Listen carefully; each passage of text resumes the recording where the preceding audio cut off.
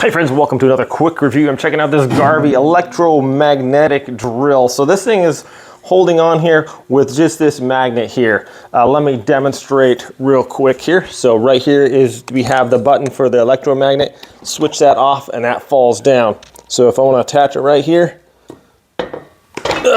this thing's pretty heavy.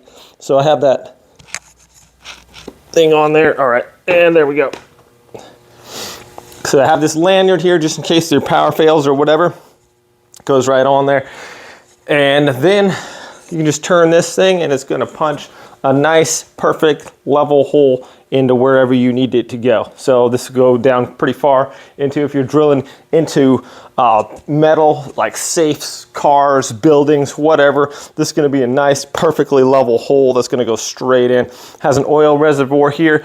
It's 10-speed variable. It's got a fuse on-off switch, which is right here for the drill. Crank that thing on there. Anyways, my friends, really cool, super heavy duty drill.